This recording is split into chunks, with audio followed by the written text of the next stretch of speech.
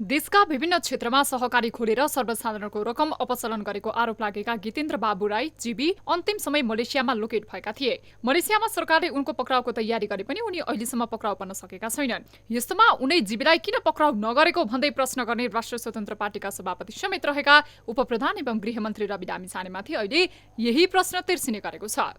राष्ट्रपालले सिंहको रूपमै जीबी राईलाई सरकारले किन पक्राउ गर्न सकेन भन्दै प्रश्न मात्रै गरेको देखिन्थ्यो। कार्य सम्पादनमा प्रश्न उठाउने काम गरिएको थियो, तर आफै तालुकदार निकायको नेतृत्वमा आएपछि सोही प्रश्न राष्ट्रपा र रविमाथि आउने गरेको छ। जीबीलाई अघिल्लो सरकारले भगाएको अभिव्यक्ति दिएका रवि लामिछानेलाई यो प्रश्नले पिरोलिरहेको छ।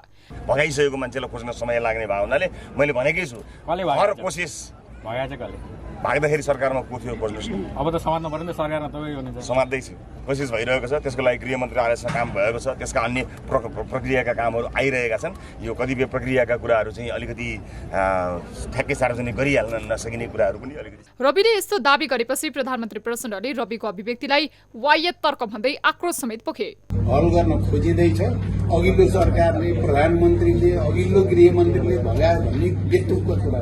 प्रधानमन्त्रीले यस्तो जिकिर गरे पनि प्रतिपक्षी दल नेपाली कांग्रेसले पनि जीबी राईलाई भगाएको आरोपमा जवाफ दिनुपर्ने बताएको थियो। रवि लामिछाने जीबी राईसँग मिलेर सहकारी ठगीमा संलग्न हुनुहुन्थ्यो भन्ने कुरा प्रमाणित हुन्छ। कुनै नयाँ कुरा चाहिँदैन, कहीँ कसैले केही ल्याउनै पर्दैन। यी भएकै कुराहरू तथ्य सबै प्रमाणित हुन्छ भन्ने हाम्रो 100% हाम्रो विश्वासका साथ तथ्य प्रमाणका आधारमा हाम्रो दाबी छ। यसरी चौतर्फी जीबीको खोजी चलेपछि सरकारमाथि अनेक दबाव परेका छन्। त्यसैले रवि कहिले मलेसियामा समकक्षी संघको संवादमा जोडिने गरेका छन् त कहिले प्रहरीको उच्च नेतृत्वले त्यहाँको प्रहरीसँग समन्वय गरेको दावी गर्छन्। तर जीबी मलेसियाबाट देश सरेको खबरपछि पनि प्रहरीलाई थप हैरानी आइराखेको छ।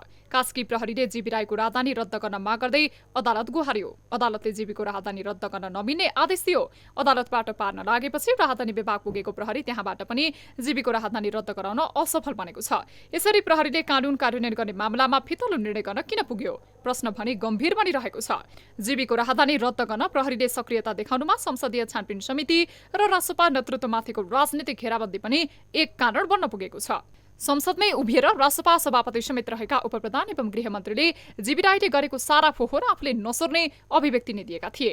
रवि जीबीकै कारण तनावमा परेका छन्। जीबी राईसँगको साझेदारी र त्यो साझेदारीमा गोर्खा मिडिया प्राधिले लिएको सहकारीको अवैध ऋणको पासोमा रविलाई समेत पार्ने प्रयासपछि जीबी सर्वाधिक खोजीका पात्र बनेका छन्। तर स्थिति सहज नभएकोले यस्ता असफल प्रयास अझै नहोलान् भन्न सकिन्न। न्यूज 24 टेलिभिजनका लागि ब्युरो रिपोर्ट।